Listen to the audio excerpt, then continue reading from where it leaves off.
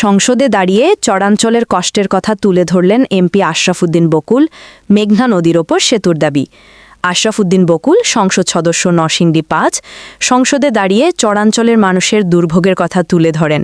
তিনি মেঘনা নদীর ওপর একটি গুরুত্বপূর্ণ সেতু নির্মাণের দাবি জানিয়েছেন। তিনি আরও বলেন, এলাকার জনগণ প্রায় লক্ষাধিক ভোটের ব্যবধানে তাকে নির্বাচিত করেছেন, এজন্য তিনি জনগণের প্রতি কৃতজ্ঞতা প্রকাশ করেন।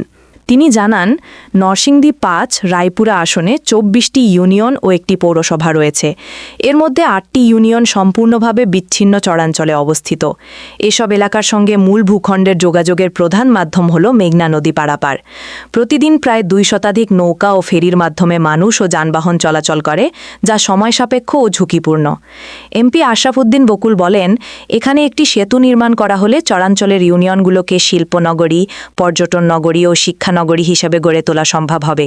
পাশাপাশি নবীনগর হয়ে দেবিদ্বার ও কুমিল্লা অঞ্চলের সঙ্গে সংযোগ স্থাপন করা গেলে ঢাকা-চট্টগ্রাম বিকল্প যোগাযোগ পথ তৈরি হবে। এতে ঢাকার যানজট কমবে এবং ভারী পণ্যবাহী ট্রাকগুলো বিকল্প এই সড়ক ব্যবহার করতে পারবে। তিনি আরও উল্লেখ করেন, সেতুটি নির্মাণ হলে সরকারের রাজস্ব আয় বাড়বে এবং আশপাশের এলাকার সার্বিক উন্নয়ন ত্বরান্বিত হবে। শেষে তিনি মাননীয় সড়ক পরিবহন ও সেতুমন্ত্রীর কাছে দ্রুত এই সেতু নির্মাণে প্রয়োজনীয় ব্যবস্থা গ্রহণের অনুরোধ জানান।